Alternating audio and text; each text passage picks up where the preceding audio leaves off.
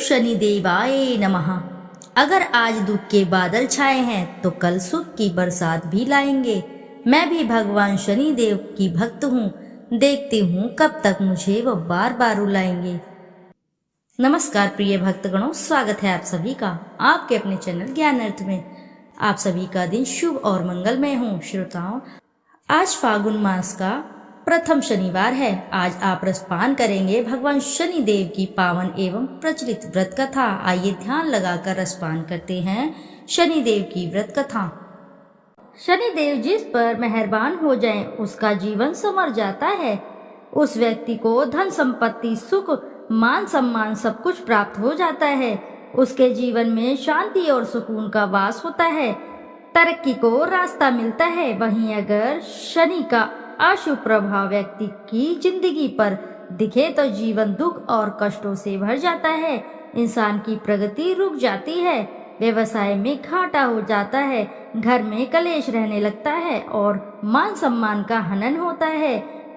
कुछ दैनिक कर्तव्य और आसान उपाय अपनाकर व्यक्ति शनि देव की महिमा आसानी से पा सकते हैं।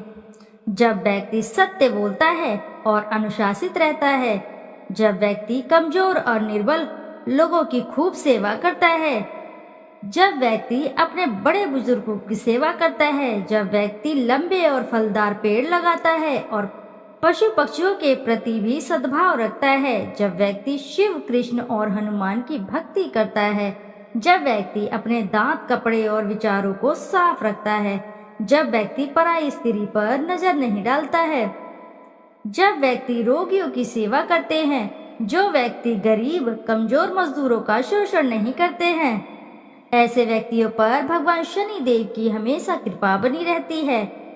आइए अब रसपान करते हैं श्रोताओं, ध्यान लगाकर शनि देव की पावन पवित्र व्रत कथा। एक समय स्वर्गलोक में बड़ा कौन है के प्रश्न के 9 ग्रह में वाद विवाद हो गया। विवाद इतना बढ़ गया कि परस्पर भयंकर युद्ध की स्थिति बन गई। निर्णय के लिए सभी देवता देवराज इंद्र के पास पहुँचे और बोले, हे देवराज, आपको निर्णय करना होगा कि हम में से कौन सा बड़ा है।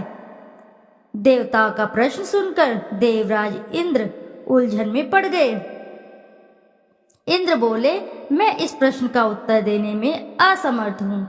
हम सभी पृथ्वी लोक में उज्जैनी नगरी में राजा विक्रमादित्य के पास चलते हैं। देवराज इंद्र सहित सभी ग्रह देवता उज्जैनी नगरी पहुँचे। महल में पहुंचकर जब देवताओं ने उनसे अपना प्रश्न पूछा तो राजा विक्रमादित्य भी कुछ देर के लिए परेशान हो उठे, क्योंकि सभी देवता अपनी अपनी शक्तियों के कारण महान थे।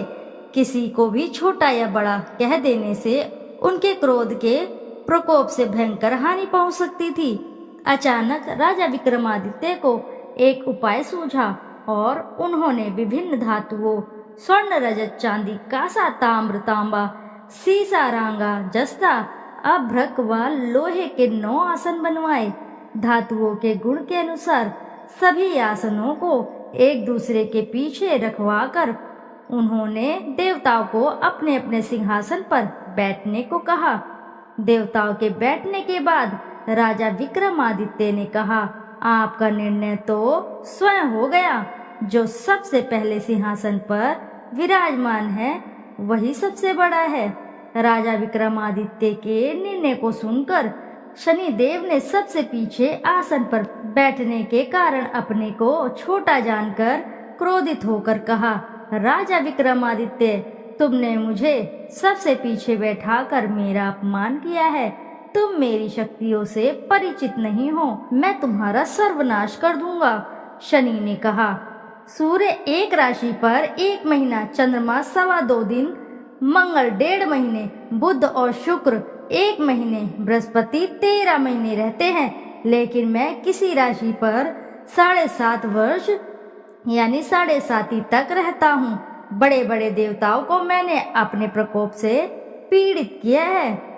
राम को 7.5 के कारण ही वन में जाकर रहना पड़ा और रावण को 7.5 के कारण ही युद्ध में मृत्यु का शिकार बनना पड़ा। राजा, अब तू भी मेरे प्रकोप से नहीं बच सकेगा। इसके बाद अन्य ग्रहों के देवता तो प्रसन्नता के साथ चले गए, परंतु शनिदेव बड़े क्रोध के साथ वहां से विदा हुए। राजा विक्रमादित्य पहले की तरह ही न्याय करते रहे। उनके राज्य में सभी स्त्री पुरुष बहुत आनंद से जीवन यापन कर रहे थे। कुछ दिन ऐसे ही बीत गए। उधर शनि देवता अपने अपमान को भूले नहीं थे। विक्रमादित्य से बदला लेने के लिए एक दिन शनिदेव ने घोड़े के व्यापारी का रूप धारण किया और बहुत से घोड़ों के साथ उज्जैनी नगरी पहुँचे। राजा विक्रमादित्य ने राज्य में किसी घोड़े के व्यापारी के आने का समाचार सुना तो वे अपने अश्वपाल को कुछ घोड़े खरीदने के लिए भेजा। उन्होंने घोड़े बहुत कीमती थे। अश्वपाल ने जब वापस लौटकर इस संबंध में बताया तो राजा विक्रमादित्य ने स्वयं आकर एक सुंदर व शक्तिशाली घोड़े को पसंद किया।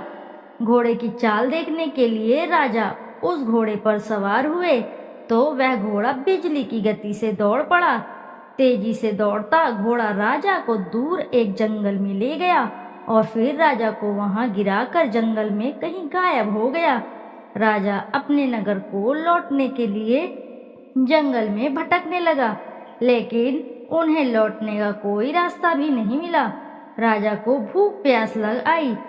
बहुत घूमने पर उसे एक चरवाहा मिला। राजा ने उससे पानी मांगा। पानी पीकर राजा ने उस चरवाहे को अपनी अंगूठी दे दी। फिर उससे रास्ता पूछकर वह जंगल से निकलकर पास के नगर में पहुंचा। राजा ने एक सेठ की दुकान पर बैठकर कुछ देर आराम किया।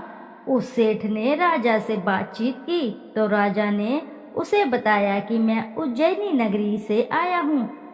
राजा के कुछ देर दुकान पर बैठे रहने से सेठ जी की बहुत बिक्री हुई। सेठ जी ने राजा को बहुत भाग्यवान समझा और खुश होकर उसे अपने घर भोजन के लिए ले गया।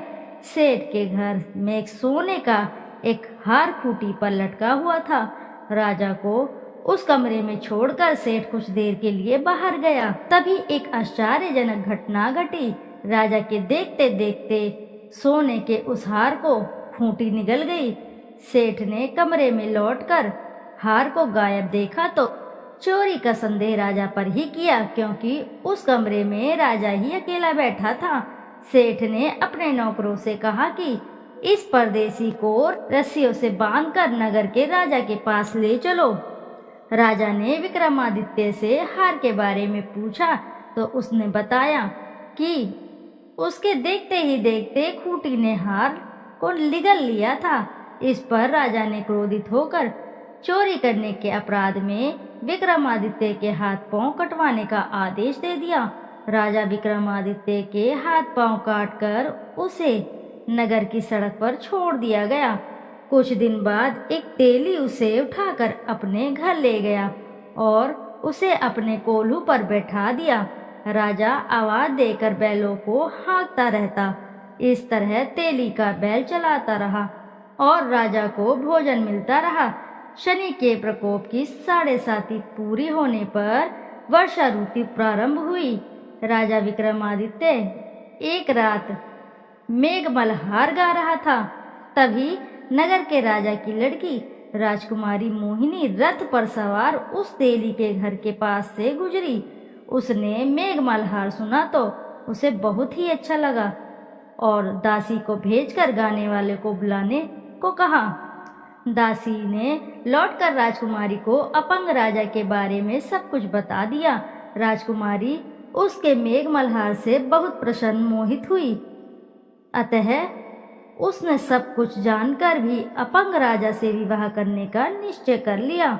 राजकुमारी ने अपने माता पिता से जब यह बात कही तो वे हैरान रह गए।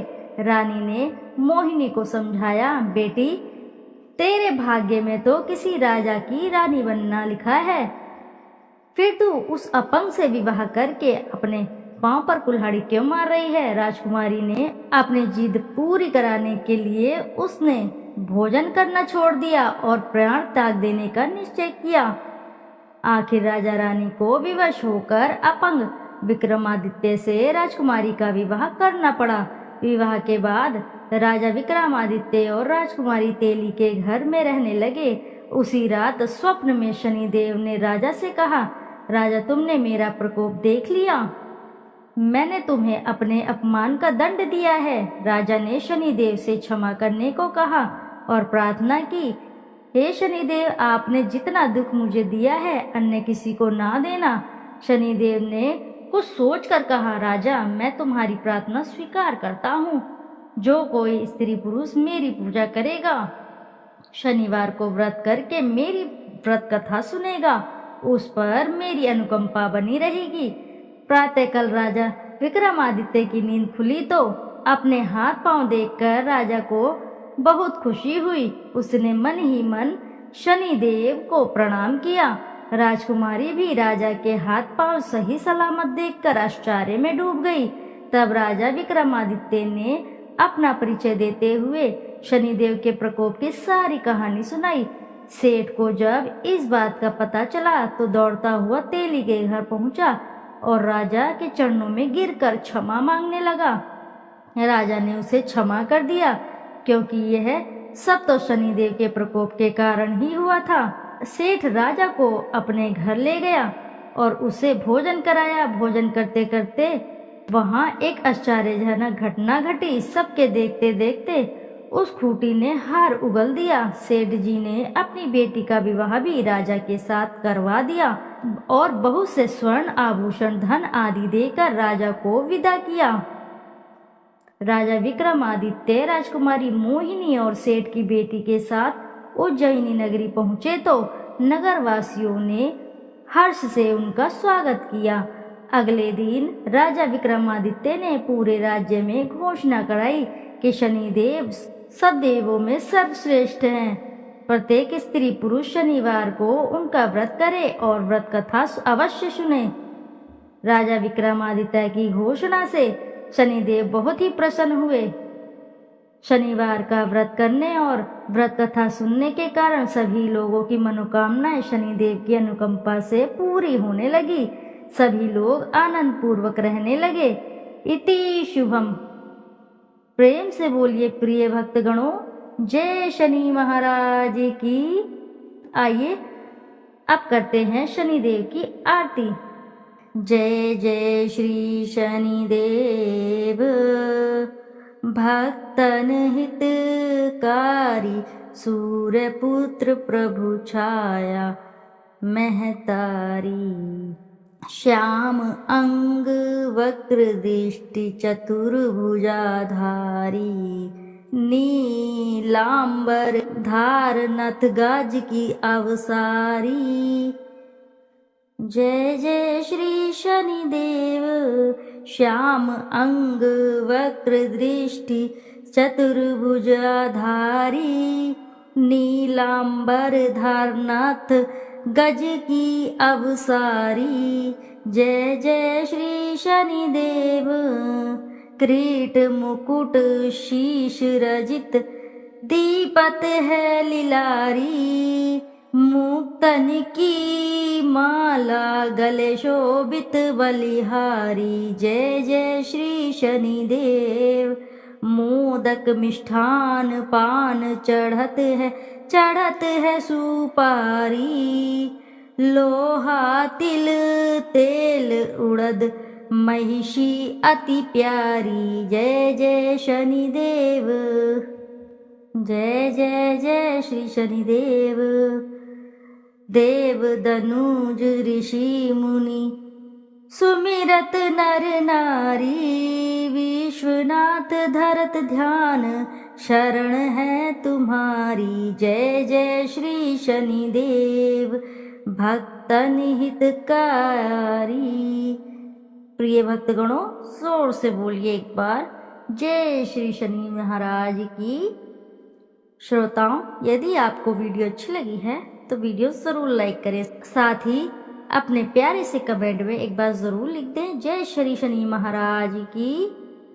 फिर मिलते हैं आपसे ऐसी किसी नई कथा कहानी में। जब तक के लिए नमस्कार श्रोताओं।